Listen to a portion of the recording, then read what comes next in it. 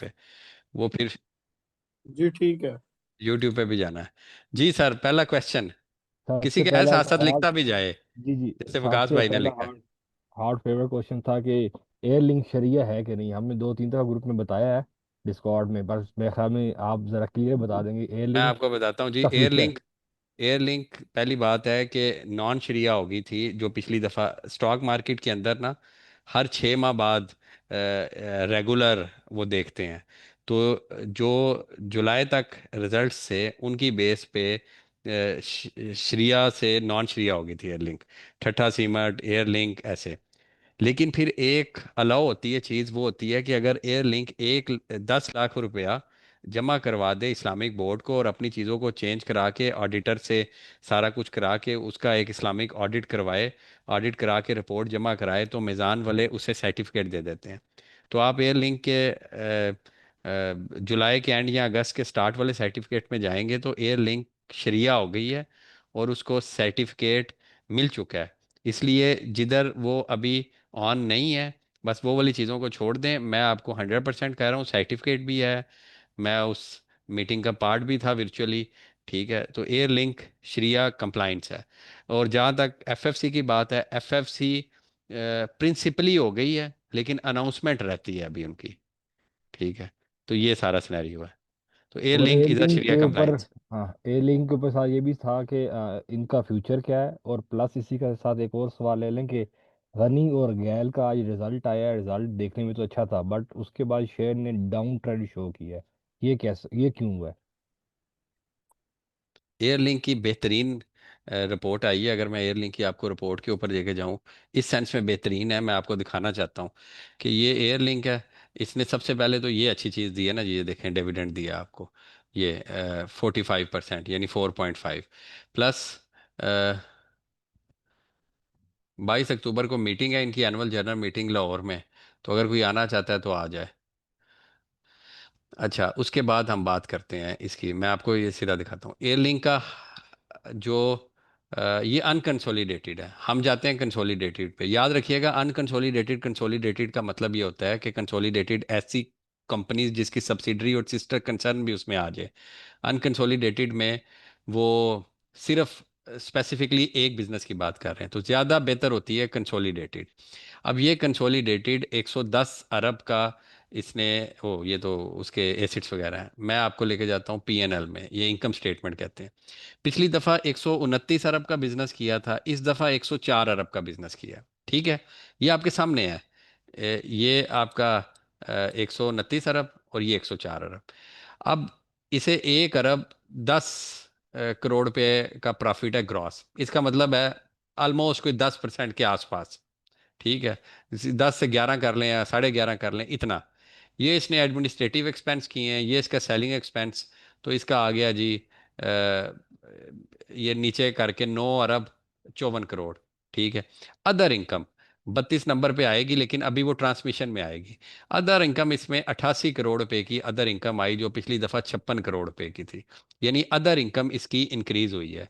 Other expense इसका decrease हुआ है, हाफ हुआ है। पहले पहले इनका ये 47 करोड़ था, इस दफ़ा अदर एक्सपेंस इनका 27 करोड़ हुआ है, तो it's a good thing. Finance cost इसकी इंक्रीज हुई है। ठीक है, और ये सारा कुछ करके इसकी अर्निंग पर शेयर इंक्रीज हुई है। अब अर्निंग पर शेयर इसकी हो गई 12, जबकि इसकी अगर मैं इसकी प्राइस टू अर्निंग रेशो निकालूं, अब मैं आपको इसका सारा एग्जैक्ट बताता हूँ। प्राइस टू अर्निंग रेशो निकालने के लिए आज की प्राइस डिवाइडेड बाय इसकी अर्निंग पर शेयर, तो इसकी पीई रेशो बनती है 14। कितनी बनती है? 14। अब मैं देखता हूं कि इसकी पी रेशो बन इधर से जाते हैं टेक्नोलॉजी में, वैसे जाते हैं टेक्नोलॉजी की वैसे कितनी पी रेशो है। तो टेक्नोलॉजी की पी रेशो है मेरे भाई, रिटर्न ऑन एसिड्स, ये वो दाएं बाएं price to expected, expected P technology की 49 है। ठीक है, जैसे एवीएन की 66, ये हम की 7, 14, नेटसोल की 13। ठीक है, सिस्टम सिमेट्री की 25, सिस्टम्स की 26। तो एवरेज वैसे जो होती है ना टेक्नोलॉजी की, वो 20 होती है। अगर मैं 20 कंसीडर करूं इसकी पीई, और 20 को मल्टीप्लाई करूं ये जो आज इसकी अर्निंग आई है, 20 × 12, तो 240 रुपये इसकी इस फंडामेंटल्स के साथ प्राइस बनती है। कितनी? 240 रुपये। बाकी इसको मजीद अगर आप लोगों ने देखना है तो आज यार मैंने बड़ी डिटेल में ये चीज़ बताई थी कि आप एयरलिंक का मेरा वॉइस मैसेज सुन लें कि इसका फ्यूचर होराइजन क्या है। ठीक है, तो आपने इसकी टेंशन नहीं लेनी। ये कैमरा बंद कर दें जी, जिसका भी कैमरा ऑन है। अच्छा। जी, तो दूसरा ये है सवाल सारा का सा। इसके साथ है वो गैल और गनी का रिजल्ट आया उसके बाद, रिजल्ट भी कुछ बेहतर था, बट उसके बाद ये हुआ कि शेयर ने डाउन ट्रेंड शो किया, ये क्या क्यों हुआ? देखें जी, ये पाकिस्तानी, आप कहाँ इन्वेस्ट करते हैं? कोई आपसे पूछे तो आपने ये नहीं कहना पाकिस्तान स्टॉक मार्केट, आपने कहना है पाकिस्तान शॉक मार्केट। ठीक है। अब पाकिस्तान जो शॉक मार्केट है ना, उधर ये ऐसे प्रोसेस चलते रहते हैं। ठीक है, गनी का रिजल्ट अच्छा आया और उसके बाद देखें गनी की कैसी पिटाई की है। सेम यही ग्लेक्सो में हुआ। सेम यही, कैमरास बंद कर दें अपने। सेम यही ग्लेक्सो में हुआ। सेम यही आपके NATF में हुआ, और भी बड़ी जगहों पे हुआ। तो आप देखें कि इसका जो वॉल्यूम था, ठीक है, 3.89 का, जो मैटर करती है चीज़, ये जो वॉल्यूम था, ये डिस्ट्रीब्यूशन वॉल्यूम नहीं था, ये बाइंग वॉल्यूम था। ठीक है, अगर आप ये देखें तो बड़े कम इंस्टेंस हुए हैं फेब से इधर तक जहां इसने ये वॉल्यूम को क्रॉस किया है। आज ये वॉल्यूम क्रॉस हुआ है, या आज अच्छा वॉल्यूम इसको आप कह देने लगा है, जिसकी वजह से गनी ये गाल में कोई मसला नहीं है। मैं एक्सपेक्ट कर रहा हूँ अगले 1 2 दिन, 4 दिन, 5 दिन में इसकी अच्छी मूव टूवर्ड 640। अब अगर मैं गाल की बात करूं तो हम उसकी अगर निकालने की कोशिश करें गंदारा की, तो मैं जाऊंगा ऑटो मोबाइल असेंबलर में, मैं पी रेशो से निकालता हूँ। DCF वाला थोड़ा कॉम्प्लिकेटेड हो जाएगा, उसमें वैक बीटा हर चीज़ लेनी होती है। तो एक्सपेक्टेड पी, ये इस टाइम सेक्टर की पी है 9.31। ठीक है, ऑटोमोबाइल्स की। अब क्या करना है आपने, सेक्टर की पीई को 9.31 को मल्टीप्लाई करना है गाल की अर्निंग से। ठीक है, गाल की अर्निंग है 71, तो इसका प्राइस बनती है 661। भाई 661 रुपये तो आज इसकी प्राइस होनी चाहिए थी। कितनी? 661 रुपये। जबकि आज ही इसने लॉन्च किया है एक नई गाड़ी के जी, हम ये लॉन्च कर रहे हैं 90 लाख से भी नीचे।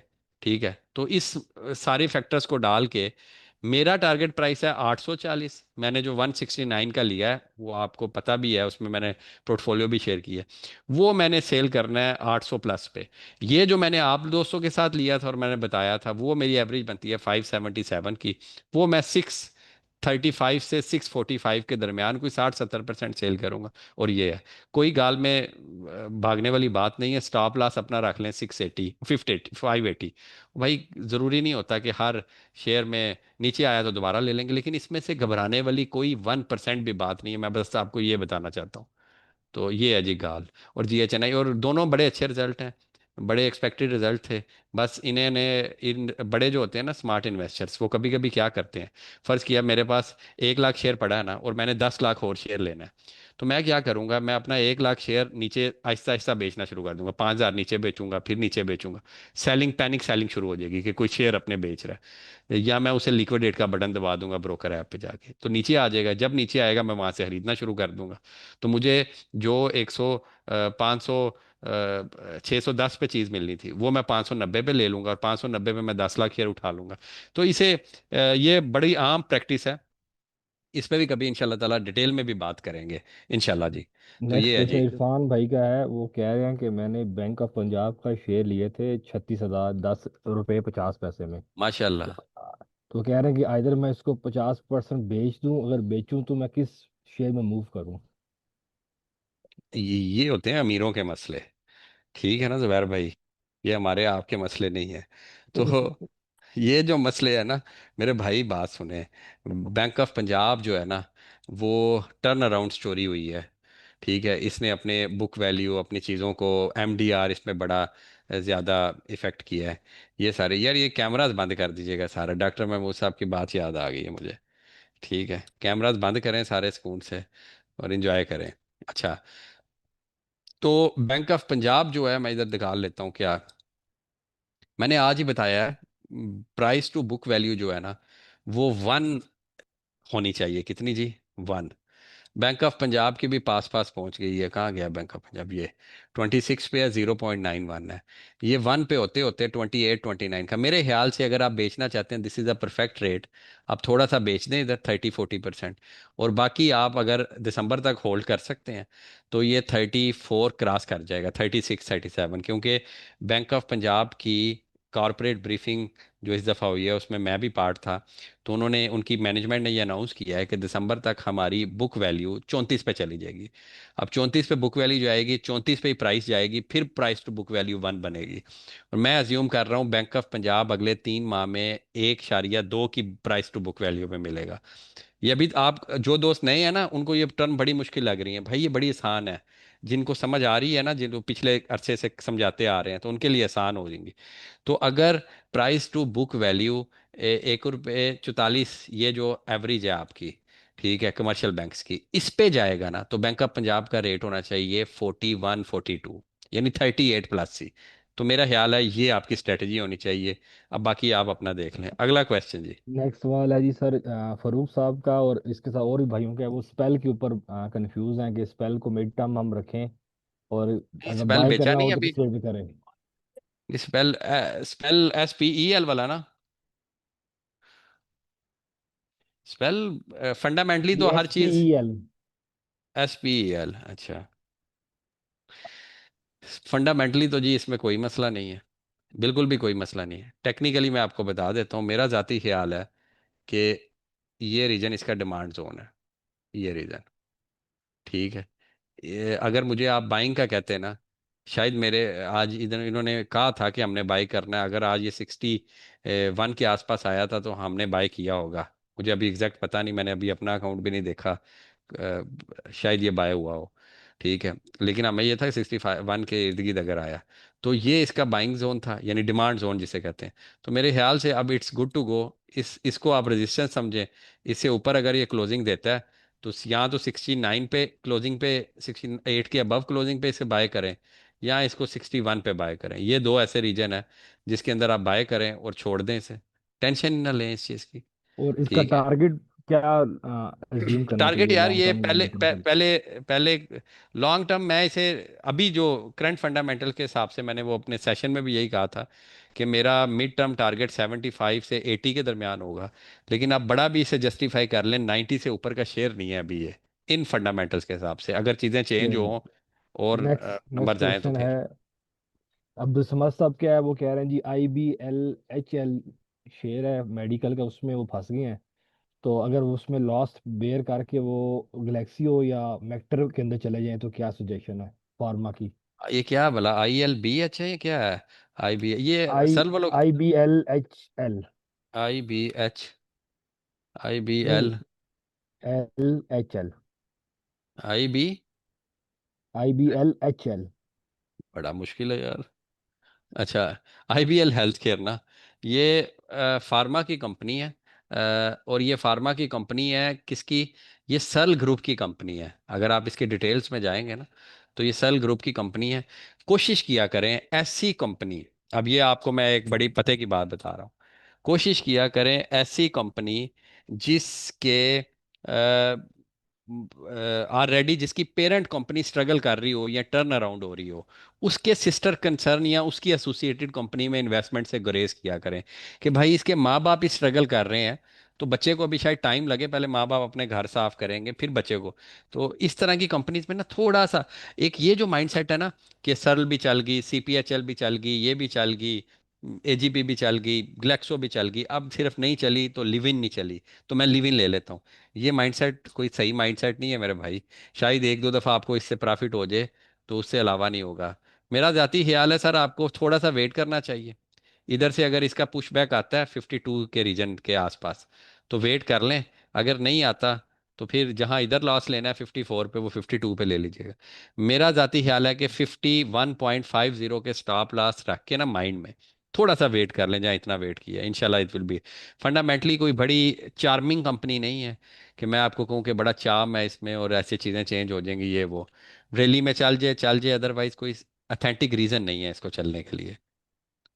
ये और अगला सवाल है हसन भाई का है, वो तीन शेयर में जो है ना काफ़ी बुरी तरह स्टक हैं। एक्साइड है 910 की बाइंग है, वो तो एफ ठीक सी है। एल उनकी 36 की बाइंग है, और जी टी वाई आ रहा है एक symbol, general 49। Tyre. General tyre वो 49.78 पे स्टक हुए हैं। तो एक्साइड में इनकी उसके अपनी गलती है, एफसीएल में शायद हम भी शरीके मुजरम हो इनके साथ। ठीक है। और आगे वो, अब भाई बात पता क्या है, एक बात समझ लें, ये सेशन करने का मकसद ये था कि बात से बात आपको निकल जाए। मेरे वो सारे भाई जो बैटरी के बिजनेस को अच्छा समझते थे, अब बैटरीज में इतना चार्म नहीं है फंडामेंटली, अनटिल अनलेस कोई न्यूज़ आ जाए। क्योंकि अब बैटरीज का दौर चेंज हो रहा है। लिथियम बैटरी पाकिस्तान में आ गई है, और लिथियम बैटरी पाकिस्तान में कोई भी बैटरी वाले मैन्युफैक्चर नहीं करेंगे, क्योंकि उसके लिए आपका 1.5 से 2 बिलियन का लगता है प्लांट। तो उसकी बजाय आप कोशिश किया करें किसी और में चले जाएं। एक साइड में मेरे भाई थोड़ा सा वेट करना पड़ेगा। मैं आपके गम में ऐसे शरीक हो सकता हूँ कि कितना कितना लॉस है, ये लॉस मुझे व्हाट्सएप कर दें, तो मैं जो मशवरा दे सकूंगा कि यार ये लॉस बुक कर लें और इधर चले जाएं। अब यहाँ तो दिन का इंतज़ार करें जिस दिन मार्केट 5,000 5,000 पॉइंट नीचे आएगी, एक्साइड बेच दीजिएगा, कोई और अच्छे शेयर को नीचे से उठा लीजिएगा, वो सारे लॉस रिकवर हो जाएंगे, जिसको हम कहते हैं लॉस रिकवरिंग डे।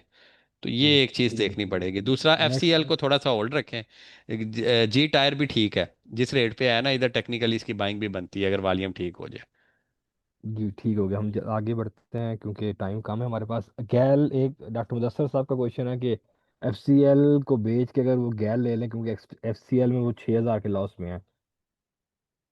सर ले सकते हैं, कोई इशू नहीं है। हाँ, कोई भी अगर आपको लगता है, मैं बड़ा कॉन्फिडेंट हूँ जी, मैं आप लोगों को बता रहा हूँ, मैं नेशनल फूड और गाल को लेके बड़ा कॉन्फिडेंट हूँ। अगर आप लोग किसी का लॉस है, तो वो गाल में जहाँ मैं अक्सर कहता हूँ, I will prefer taking loss in मारी पेट्रोलियम रेदर देन टेली। कि अगर गोली खानी है भाई, आपको कन्फर्म ही पता है गोली खानी है, तो ज़रूर कमर पे खानी है, फिर सीने पे ही खा लो। कोई स्टोरी तो चल अच्छी हो ना। लाश खाना है तो मारी में ही खा लो, ये ज़रूरी है लोगों को बताना कि मैंने टेली में या मैंने डब्ल्यू भाई जी। खानी है गोली।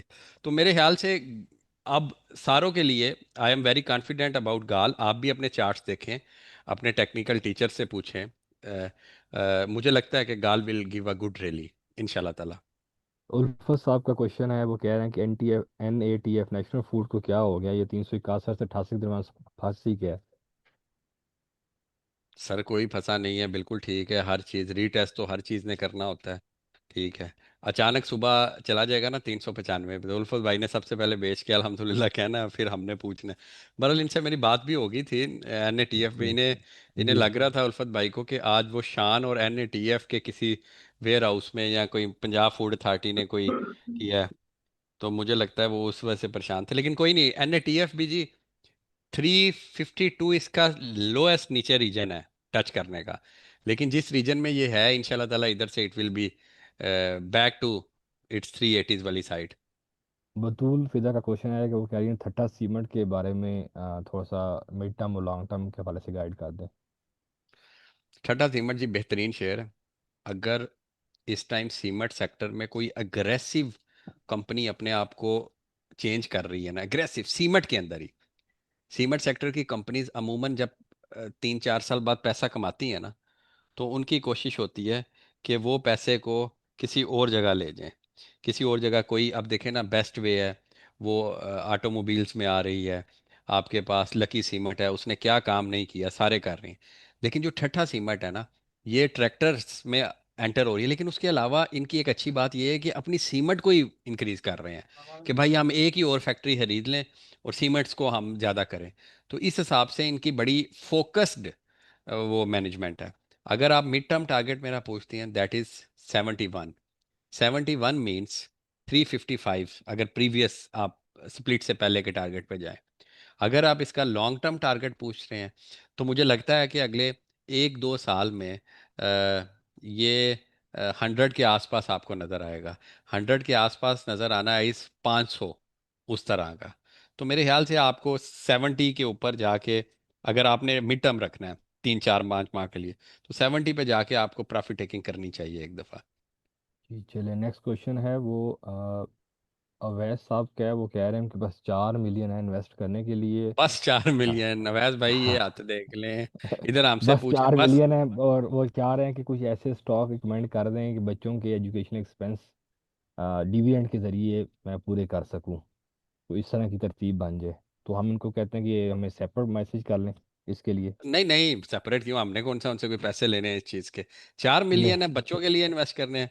आप सेपरेट ऐसे करा रहे हैं, बाद में मुझे ना लाइसेंस ना कैंसिल नहीं, करा देना। सेपरेट से नहीं, नहीं, सेपरेट से मुराद ये है कि क्योंकि नहीं नहीं, मैं आपको बताता हूँ, 4 मिलियन है वैस नहीं, भाई। अल्लाह इंशाल्लाह ताला 4 मिलियन में बरकत डाले। कैमरास बंद कर दें जी सारे फिर। अच्छा, 4 मिलियन अगर आपके पास है और बच्चों के लिए इन्वेस्ट करना है, पहले ये आप लोगों ने डिसाइड करना है, जिसने भी करना है उन्होंने ये डिसाइड करना है कि मैंने एक ही दफ़ा लमसम पेमेंट डाल देनी है या मैंने हर महीने डालना है। इन दोनों चीज़ों की स्ट्रेटजी बदल जाएगी। आपने एसआईपी करनी है या आपने वन टाइम ले लेना है। दूसरी, आपका गोल क्या है, रिस्क क्या है, ये तीन चार चीज़ें जब कनेक्टेड होंगी ना, फिर आप कहते हैं जी मैं डॉक्टर साहब हाई रिस्क पे खेलता हूँ, तो मैं आपको कहूँगा ग्रोइंग कंपनीज ले लें। लाइक पेल है ग्रोइंग कंपनी, ठट्ठा सीमट ग्रोइंग कंपनी। लाइक ये। आप कहते हैं नहीं नहीं, मैं रिस्क नहीं लेना चाहता, मार्केट ऊपर नीचे हो तो मेरा पैसा ज़्यादा चाहिए ना, और मेरे पास यही है। तो फिर मैं आपको कहूँगा डिफेंसिव स्टॉक ले लें, लाइक माड़ी। अब पीएसओ भी ग्रोइंग कंपनी बन गया। लाइक माड़ी, लाइक आप चले जाएं इधर डिफेंसिव में एफएफसी, ये वो। तो इसलिए ना हर बंदे के मुताबिक उसे इन्वेस्टमेंट डिसीजन करने पड़ते हैं। मैं शायद जो अपने लिए इन्वेस्टमेंट डिसीजन करता हूँ, हो सकता है कि जुबैर वो इन्वेस्टमेंट डिसीजन ना कर सके, उसके घर के सर्कमस्टांसिस समथिंग एल्स। तो एक बात कह देना कि जी सब सुबह मारी ले लें। भाई एक बंदा जिसके पास अभी अकाउंट में है ही 4,000 रुपया, तो वो मारी लेगा तो उसे क्या उसमें चाम नजर आएगा? उसे तो। और यही वो माइंडसेट होता है ना जिसमें हम शुरू में जाके स्टक हो जाते हैं ना।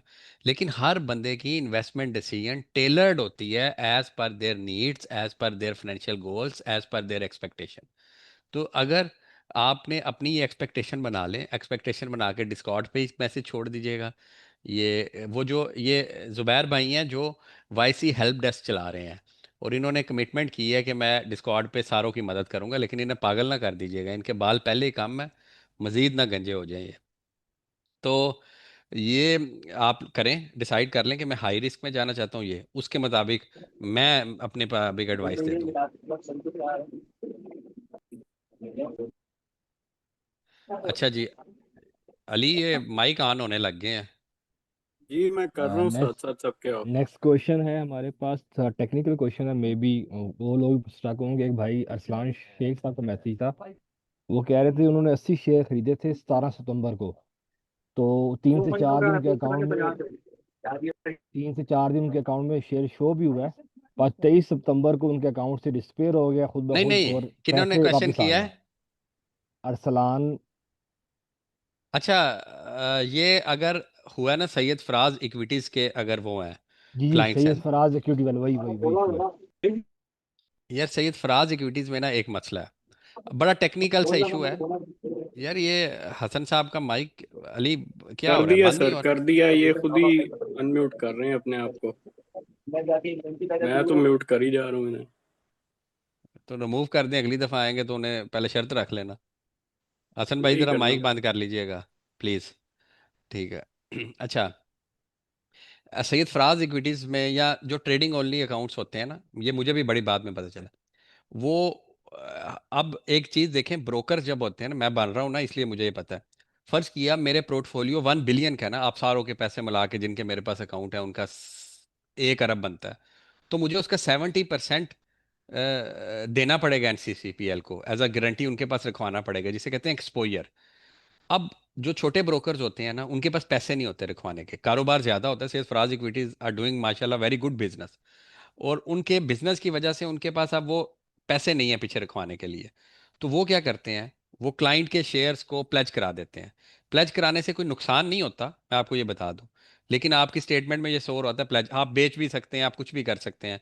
ठीक है, बस ये एक इंटरनल सिस्टम है। लेकिन ये जो इश्यूज ये दो तीन और लोगों ने कोट किया है, ये इशू सही इशू नहीं है कि आपने वो बाइंग की है और 2 दिन बाद आपके अंदर वो बाइंग नहीं आई, और वो ये कोई ना कोई वो एक्सपोजर का ही मसला हुआ है जिसकी वजह से सब कुछ हो रहा है। तो मैं आपको ये रिकमेंड करूंगा, आप बात करें उनसे, अगर वो आपकी बात नहीं सुन रहे तो you can ask Pakistan stock exchange के कंप्लाइंस डिपार्टमेंट में आप कॉल करके ये उन्हें वो सुनाएं, तो वो उन्हें कॉल करके इनसे पूछेंगे पहले। लेकिन पहली कोशिश यही हो आपकी कि आपका ब्रोकर ही आपको आंसर कर दे, और वो कोई कह रहे हैं कि जस्टिफाइड आंसर। ब्रोकर ने कोई जस्टिफाई आंसर नहीं किया था, इसलिए वो पूछे थे, कोई और फॉर्म पूछे थे, वो आपने बता दिया है। वो SCCP के कंप्लाइंस में जा सकते हैं, PSX के, या sunwai.com है एक, या बैंकिंग मुहतसब है, इन सारों में आप जा सकते हैं। वो आपकी बात ब्रोकर से पूछ के आपको बता देंगे। नेक्स्ट क्वेश्चन है बिलाल अहमद का है। वो कह रहे हैं कि उन्होंने मिजान 243 में लिया था फरवरी में। तो अच्छा अभी जी। उनके पास मजीद पैसे आए हैं काफ़ी टाइम के बाद, तो वो कह रहे हैं कि मैं मिजान को मजीद लूँ या कोई और शेयर में इन्वेस्टमेंट करूँ। मेरे ख्याल से सर आपको, अगर आपने मिज़ान को 10 साल के लिए रखना है फिर तो ले लें। अगर मिज़ान आपको अच्छा दे गया तो आप मेरे ख्याल से किसी और जगह पे आप इन्वेस्ट कर लें। मिज़ान मुझे लगता है कि सम हाउ अब थोड़ा सा प्रीमियम पे है, अनटिल अनलेस उनके नए वैल्यूज आए ADR IDR की, लेकिन थोड़ा सा प्रीमियम पे। आल्दो मैदान में स्ट्रेट अवे पोटेंशियल है 700 का जाने का, लेकिन उससे पहले हमने ये देखना है कि मार्केट इंडेक्स भी तो बैंकिंग सेक्टर ही सिर्फ लेके जा रहा है ना, कि ये पुल बैक कितना करता है। तो मुझे ये लगता है कि आपको मैदान के लिए थोड़ा वेट करना चाहिए, उसकी जगह आप सेकंड टायर के शेयर्स में आ जाएं, मिड कैप बैंक्स में चले जाएं। बैंक इस्लामी एक अच्छा ऑप्शन हो सकता है अगर आप शरिया में करते हैं थोड़ी देर के लिए। जी नेक्स्ट क्वेश्चन है हमारे पास आकिब भाई का। वो कह रहे हैं कि जो वॉइस नोट रिलेटेड कंटेंट है, लर्निंग कंटेंट फेज 1 to 6, हाँ ये क्या जी। हमें किसी एक जगह पे मिल सकता है ताकि हम इजी नेविगेशन हो जाए हमारे लिए? ये सवाल मुझसे पूछने से पहले ना वैसे यंग कैपिटल टीम को शर्मिंदगी होनी चाहिए थी, ये करके दे दें यार, कोई एक फोल्डर में डाल दें, ठीक है, और डाल के दे दें। चले नेक्स्ट है, वो है चार्ट के ऊपर क्वेश्चन आया हमारे पास। वो एक भाई है राव अली, वो कह रहे हैं कि वॉल्यूम इंडिकेटर जब हम लगाते हैं हाँ तो जी। उसमें हमने कैसे चेक करना होता है किसी भी टाइम फ्रेम में कि बाइंग कितनी हुई है और सेलिंग कितनी हुई है? ओके, इसका कोई स्पेसिफिक इंडिकेटर मुझे नहीं पता, अगर है भी, अगर किसी को पता है तो बता दें। मैं अपने वो किसी कह टेक्निकल। रहे हाँ, वो कह रहे हैं कि हम जब वॉल्यूम का इंडिकेटर लगाते हैं तो नीचे बार शो होती है तो। हाँ, रेड होती है ग्रीन होती है, ये नहीं पता कि रेड ज्यादा हुई है ग्रीन ज्यादा हुआ है, लोगों ने सेल ज्यादा किया, ऐसे ही ये पूछना चाह रहे हैं। जी जी, ये पूछना चाह रहे हैं। देखें यार, वो बार ही आपको बता रही है कि अगर एंड पे सारी बार ग्रीन थी रेड थी, लड़ाई हो रही है ना, तो एंड पे रेड। लेकिन इसको ये बड़ा अच्छा क्वेश्चन है। किसने पूछा ये? राव अली ने। यार इसका कोई जस्टिफाइड मेरे पास आंसर नहीं है।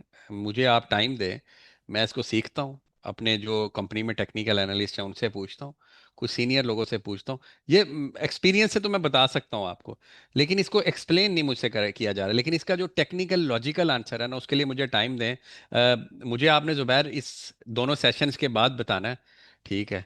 जी ठीक होगा तो सर। वो मैं इसको बताओ। नोट डाउन लिख लेता हूँ, रेड में लिख लेता हूँ। वी अनअटेंड है। नेक्स्ट हाँ, क्वेश्चन है हमारे पास। एक भाई साहब ने पंजाबी में क्वेश्चन किया था, नाम उनका नहीं मेरे पास आ रहा है। वो बस कह रहे हैं गालियां तो हाँ नहीं निकाली रिजवान। पंजाबी में? नहीं नहीं नहीं, पंजाबी में बस नहीं, उन्हें बाकी है। रिजवान सईद साहब हैं। वो कह रहे हैं कि उनके पास लक पड़ा हुआ है, तो वो चाहते हैं कि मैं अब लक से निकलूं, और अगर निकलूं तो एयर लिंक या एंग्लो एच में जाऊं। तो आप क्या मशवरा देते हैं, निकलना चाहिए? अगर निकलूं तो नेक्स्ट जो दो कंपनी ये सही है जाने के लिए? लक का नाम, रिजल्ट से पहले इसकी फेयर वैल्यू बन रही थी DCF method, discount cash flow method. मैं आप सारों को बता दूं discount cash flow method basically क्या होता है। इसके अंदर आप कैश फ्लोज लेते हैं, उसकी एक्सपेक्टेशन लेते हैं, आप उस इंडस्ट्री का बीटा लेते हैं, आप वैक लेते हैं, आप डिस्काउंट रेट लेते हैं, ये सारे नंबर्स आपने लेने होते हैं। याद रखिएगा DCF के नंबर्स थोड़े से ऊपर नीचे होते हैं, हर एक अलहदा रेट से निकालता है। इस रिजल्ट के लक के इस रिजल्ट से पहले जो लक की DCF से फेयर प्राइस वैल्यू बनती थी ना, वो बनती थी ₹480।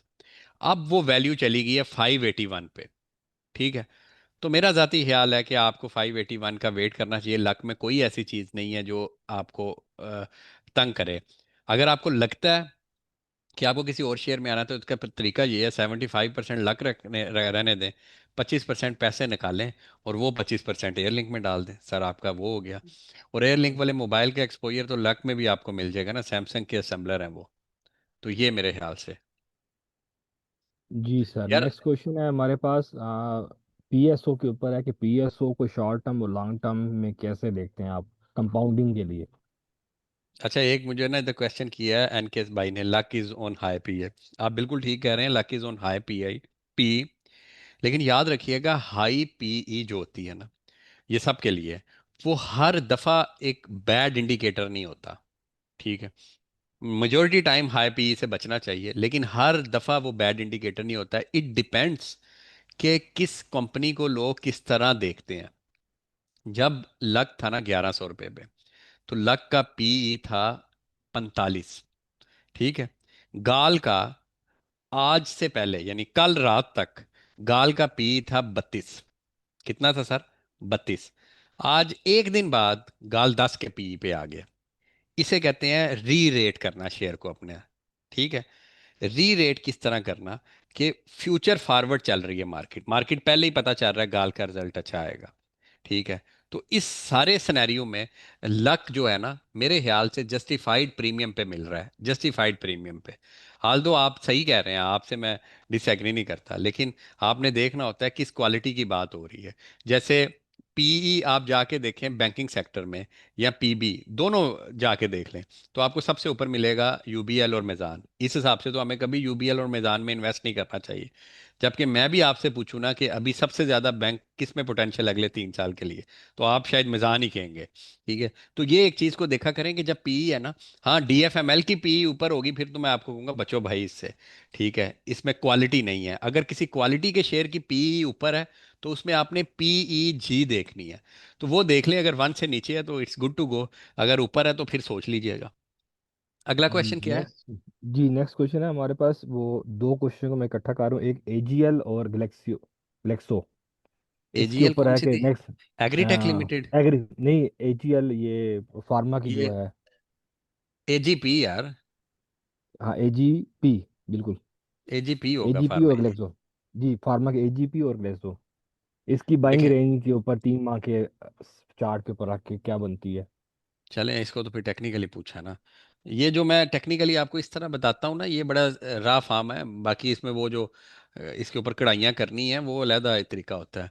ठीक है, अब वो कढ़ाइयाँ करने बैठ जाएं तो सर फिर तो फिर तो एजीपी सेशन की। यही खत्म हो जाएगा एक शेयर पे ही। ओ हो, ये देखो ना खुद ही कढ़ाइयाँ हो रही हैं। तो मेरे ख्याल से एजीपी अगर आपको ये 190s की रेंज में मिलता है, इट्स ए गुड बाय। आप इकट्ठा करना शुरू कर दें। और 3 माह स्पेसिफिकली ये मुझे बड़ा डर लगता है। और 215-20 की इसकी रेजिस्टेंस को रखिएगा। अभी ये अपनी एक रेजिस्टेंस एरिया के पास ही है। तो या तो इसे नीचे आने दीजिएगा 190 पे, या इसे 202 की क्लोजिंग देने दें। ठीक है, 202 की क्लोजिंग के बाद you we good to go for 210। Volume are we kind of ठीक है, वॉल्यूम कोई एवरेज वॉल्यूम्स चल रहे हैं।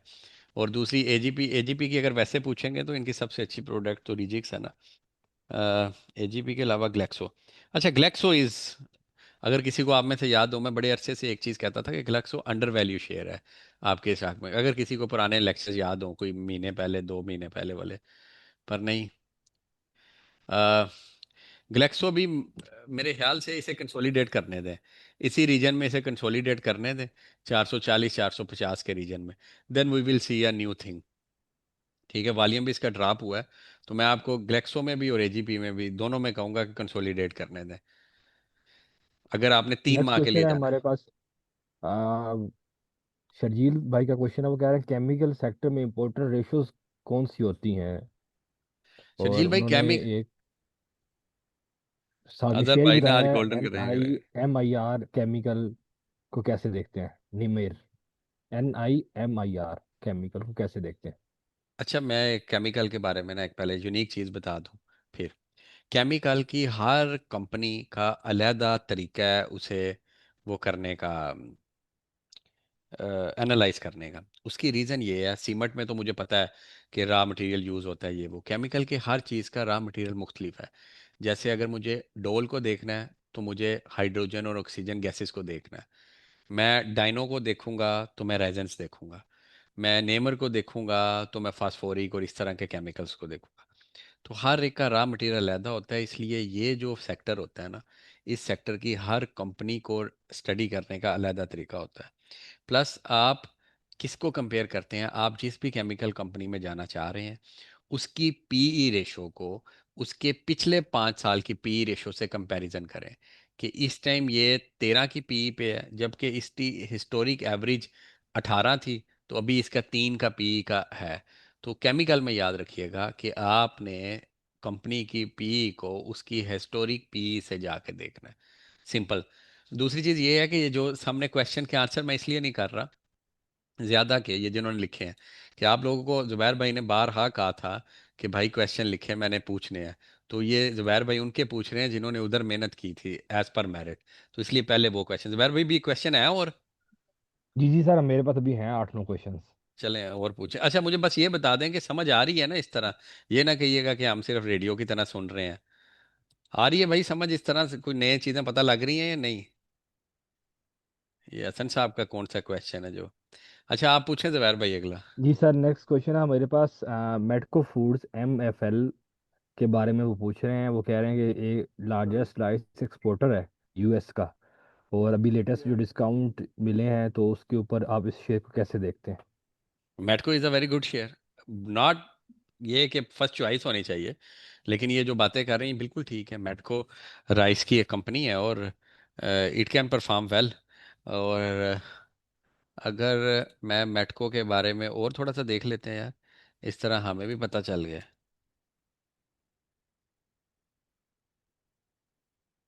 मेटको, मेटको जी 5 अरब की कंपनी है, स्मॉल कैप कंपनीज में आएगा। बीटा इसका कम है फेस वैल्यू 10, और लेटेस्ट अर्निंग इनकी 3.38 है, ग्रास मार्जिन इसके 12% है। ठीक है, नॉट बैड लेकिन नॉट गुड। सेल्स ग्रोथ इनकी कम हुई है, ये आपके सामने है। डेट टू इक्विटी रेशो इनकी 188% है। अब मुझे देखना है कि ये लॉन्ग टर्म है शॉर्ट टर्म है, नीचे आ जाए। ये भी किसी का क्वेश्चन भी था, कहाँ देखना है long term debt to equity ratio कहाँ चलेगी। नेट मार्जिन इसका 1.55% है, मुझे लगता है कि दैट इज टू लो। वो उसकी वजह ये है मेरे भाई, जिनका भी ये क्वेश्चन है, वो इस वजह से कि बड़ा रिस्की हो जाता है इतना छोटा नेट मार्जिन ना, और इतनी छोटी कंपनी का, इतनी छोटी कंपनी का इतना छोटा। लेकिन मज़े की बात यह है कि इन्होंने पिछली दफ़ा 1.5 रुपये डिविडेंड भी दिया है। बुक वैल्यू भी इसकी अच्छी है। इनकी वो प्रॉपर्टी एंड प्लांट जो है ना, क्योंकि राइस मिल है ना, इनकी प्रॉपर्टी और प्लांट बड़ा मेन रोड पे होगा। अ, तो ये एक चीज़ इसके लिए बेहतर है। और उसके अलावा अगर मैं इसमें, मुझे वो long term debt to equity देखनी थी यार, इसमें ना इसकी फेयर वैल्यू नहीं मैंने निकाली ना, मुझे इसकी पता है। मुझे तकरीबन कोई अभी 300-350 कंपनियों का ज़बानी याद होगा, ये उनमें है जो ज़बानी याद नहीं। आल दो एक दफ़ा मैंने इसे पढ़ा ज़रूर हुआ है। नेट मार्जिन ग्रास मार्जिन इनका 12.5% है। इंटरेस्ट कवर बस ठीक है सर, गुड टू गो, आप इसे रखें, कोई इशू नहीं है, as far as company minus ना हो। ठीक है, 4 क्वार्टर की इसकी 338 आई है, और 338 के हिसाब से अगर मैं 18 को मल्टीप्लाई करूं यार, कोई 60, तो 60 रुपए तो इसकी फेयर वैल्यू बनती है पी रेशो के हिसाब से, अगर मैं फूड सेक्टर की पी रेशो की बात करूं। तो इट्स गुड कंपनी। ठीक है, आपने जो रिसर्च की है आई रिस्पेक्टेड, मैं ज़रूर पढ़ूंगा इसे डिटेल में।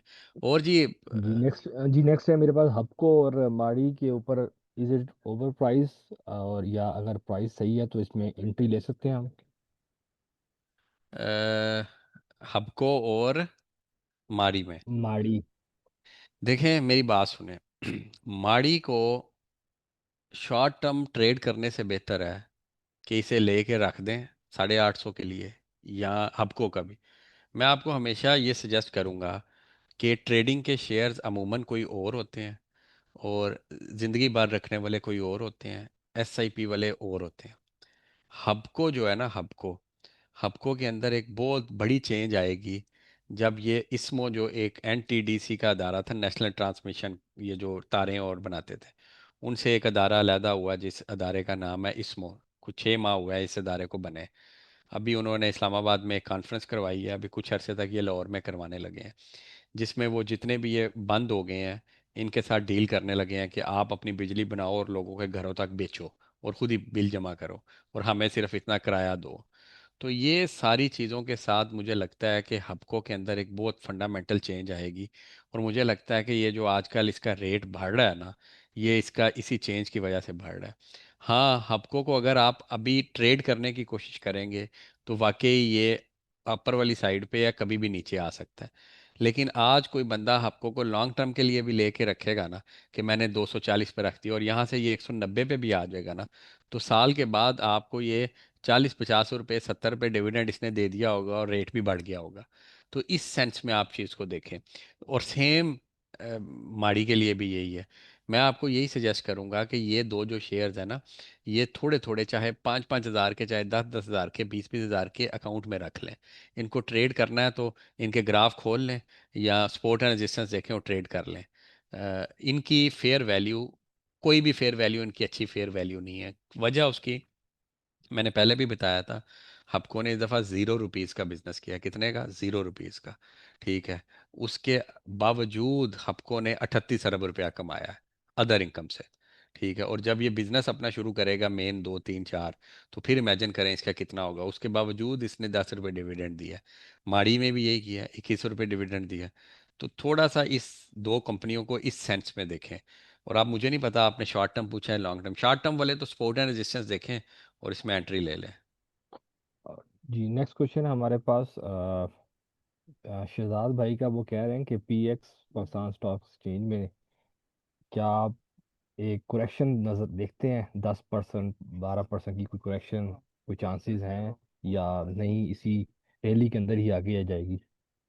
देखें जी, करेक्शन आइडियली तो थोड़ी थोड़ी साथ साथ होनी चाहिए।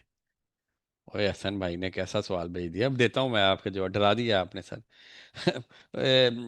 करेक्शन ये है कि जब जिस दिन मार्केट 2000 को टच करके -500 पे जाके जमा 300 पे रुकती है ना, तो ये करेक्शन है। प्लस आजकल मार्केट में चल रहा है, जैसे आज का दिन अगर देखें ना, तो आज सिर्फ बैंकिंग सेक्टर चला है। अगर आप देखें तो मैं अगर आपको दिखा सकूं बैंकिंग सेक्टर, अब ये आज का है ना, कि आज ने किसने कितना पॉइंट दिए। अब देखें एफएफसी ने 179, ये 80 पॉइंट, 135 यूबीएल के, पीएसओ के, एफएबीएल के, नेशनल बैंक के, मिजान बैंक के, पोल के, एचबीएल के, एयरलिंक, ये सारे आपके पॉइंट गेनर्स है। ये सारे आपके पॉइंट लूजर हैं। तो अब कोई डीजीकेसी में काफ़ी अरसे से है, उसके लिए तो डीजीकेसी ने करेक्शन ले ली ना सर। ठीक है। अगर अगले 2-3 दिन में डीजीकेसी और 8-10-15 रुपए नीचे चला जाता है, तो डीजीकेसी में तो करेक्शन हो गई। तो बुलिश मोमेंटम की एक सिग्निफिकेंट ट्रेट ये भी होती है, intra day correct correction. Plus कभी कभी हाल ही स्क्रिप्ट करेक्ट हो रहे होते हैं कि मेरा ये वाला स्क्रिप्ट करेक्ट हो गया है, इसने 10% करेक्शन ली है। अब आपने कौन सा इंडेक्स पे लगाया हुआ है? आपने तो शेयर्स पे लगाया है ना। वो जो जिनके घर वो पुराने ज़मानों में, मतलब अल्लाह ना करे, जहाँ धमाके होते थे तो कहते थे क्यामत का हम लोग इंतज़ार कर रहे हैं, उनके घर तो क्यामत आ गई है ना, जिनके घर धमाका हुआ है या जहाँ कोई और है। अब गज़ा में तो क्यामत ही है ना जी। क्यामत हमारे लिए आनी है, उनके लिए तो आ चुकी है। तो यही है करेक्शन, जिसका शेयर नीचे आया है उसके लिए तो आ चुकी है। बड़ी करेक्शन आती है उसमें भी शायद आपको 50-60-70 शेयर पॉजिटिव नज़र आएंगे। ठीक है। तो ये इसमें ऐसे ही चीज़ें चलेंगी। सलमान भाई, अगर आपने वही क्वेश्चन पूछना जो आपने लिखा है, तो मैं ये कहना चाह रहा हूँ, मैंने बता दिया है ये पहले, ये करेक्शन वाला कि क्यों ये रेक्ट करती है। जी नेक्स्ट ठीक है। क्वेश्चन है मेरे पास अब्दुल एक हफीज मिनट ज़रा, एक मिनट, ये वाला जो करेक्शन, ये मैं इसलिए सिर्फ ये बता रहा हूँ, इन्होंने बड़ी मेहनत की है लिखने में। हसन साहब, पीएसओ को आप शॉर्ट टर्म भी रख सकते हैं, लॉन्ग टर्म भी रख सकते हैं, कंपाउंडिंग भी कर सकते हैं, बच्चों के ये लिए भी सवाल रख सकते हैं। ये सवाल ठीक मैंने पहले पूछ लिया था, ये नहीं मेरे पास भी यही आया था। ठीक है। मैंने इसका आंसर जी तो नहीं किया। हर नहीं, तरह पीएसओ का से, मैंने आपसे पूछा था। अच्छा मुझे नहीं याद। मैंने हर तरह से मैं आपको बता रहा हूँ कि पीएसओ में 1% भी डरने वाली बात नहीं है। 3540 पेट्रोल पंप्स इन पाकिस्तान, 350 अरब का कारोबार, 600 अरब रुपया गवर्नमेंट से लेना है, 690 अरब रुपया, और बेहतरीन अर्निंग पर शेयर, 100 अरब रुपया कैश पास पड़ा है। पीआरएल को 5 अरब रुपया लोन दिया है कि भाई तू पॉजिटिव हो जा। पीआरएल नहीं की है ना पीएसओ की। इन सारी चीज़ों के बाद आप पीएसओ पे कोई क्वेश्चन नहीं। अगर टॉप 10 कंपनीज आपने निकालनी है स्टॉक मार्केट की, तो उनमें से एक पीएसओ होगी। मैं ये आपको बताना चाह रहा हूँ। आगे जी। जी नेक्स्ट क्वेश्चन है अब्दुल हफीज भाई का। वो कह रहे हैं कि उनकी एज 61 ईयर है, क्या वो माशाल्लाह। लॉन्ग टर्म की प्लानिंग करें या मिड टर्म के लिए? अगर करें तो POL कैसा शेयर है, या माड़ी के एनालिसिस? और माड़ी का कितने आपने बता क्वेश्चन दिया रह था। गए हैं? इसके बाद आखिरी है, फिर हम जो मैसेज है उस पर चलेंगे। मैसेज क्या है? जो जिन्होंने अभी चैट के अंदर मैसेज किया, फिर हम उस उधर वो सुनना नहीं, पढ़ेंगे अब। पहले आप आखिरी वाला क्वेश्चन पूछें, बाद में ये करते हैं। और हाँ जी, फिर इसके मैंने साथ यार जो आखिरी अगला क्वेश्चन है सेशन वो भी है, ये है। मैंने खाना भी खाना है। जी आखिरी जी जी, क्वेश्चन पहले पूछो। आखिरी एनसीपीएल के रिजल्ट के बारे में आप क्या कहते हैं? ये श्रीनुषा का सवाल है एनसीपीएल के बारे में। एनसीपीएल के बारे में? एनसीपीएल देखना पड़ेगा यार, मैंने ये रिजल्ट देखा नहीं, अभी देख लें। चलो ठीक हो गया।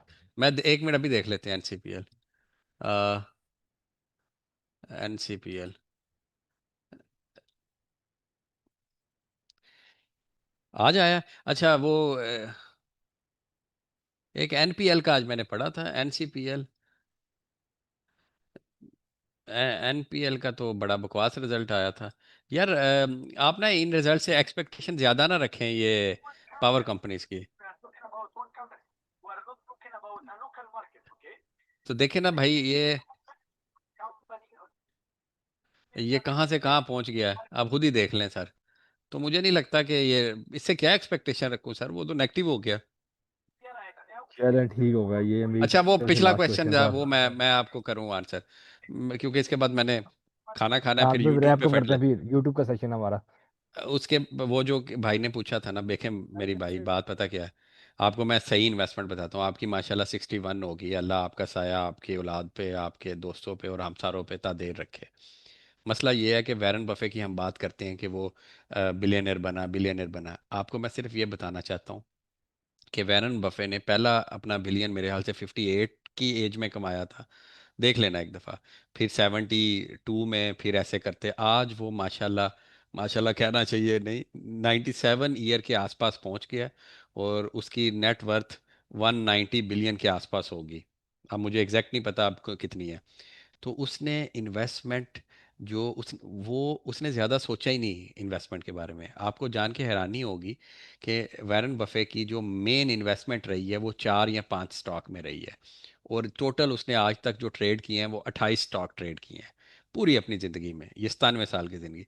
उसने जो मेन इन्वेस्टमेंट की है, ना लॉन्ग टर्म की है ना शॉर्ट टर्म की है, उसने मेन इन्वेस्टमेंट जिसके लिए उसने कोशिश की है वो अपनी उसने एज बढ़ाई है। अगर वो मर जाता पाकिस्तानियों की तरह 68 में, ठीक है, तो कोई कौन वैरन बफे को जानता था। तो मैं आपको सबसे पहले ये कहूँगा, अपनी सेहत को फोकस करें और इसको बढ़ाएं। ये जितनी लंबी होती रही ना, कंपाउंडिंग से आपका पैसा बढ़ता रहेगा। दूसरी, आपको चाहिए कि आप कुछ पैसे डिविडेंड वाले स्टॉक में डाल दें और कुछ पलटना झपटना अपने आप को जवान रखने के लिए ट्रेड किया करें। लेकिन हर टाइम मोबाइल कैमरा ये वो इन चीज़ों को आपने छोड़ना है सर। आपकी लाइफ, आपकी सेहत हमारे लिए सबसे ज़्यादा ज़रूरी है। तो 50% अपना ट्रेड में लगा दें और 50% अपना लॉन्ग टर्म डिविडेंड वाले स्टॉक में जो डिविडेंड देते रहें, 2 अकाउंट बना लें। तो दिस इज़ अ थिंग कि वैरन बफे ने अपनी एज पे इन्वेस्ट किया है, अपनी हेल्थ पे इन्वेस्ट किया है, आपने उस पे इन्वेस्ट करना है। ठीक है, तो ये है। बाकी किसी ने पिज़्ज़ा खाना है तो आ जाए। ठीक है जुबैर भाई, दुआओं में जी याद सर, रखिएगा बहुत यार। शुक्रिया, थैंक यू सो मच। किसी के सवाल रह गए तो इंशाल्लाह हम नेक्स्ट सेशन में करेंगे।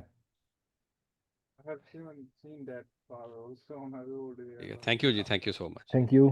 थैंक अल्लाह यू। हाफ़िज़। अल्लाह हाफिज।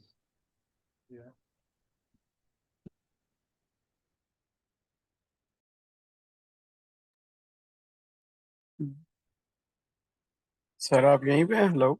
नहीं। जी बहुत शुक्रिया आप सबका ज्वाइन करने का। इंशाल्लाह नेक्स्ट सेशन में सबसे मुलाकात होती है।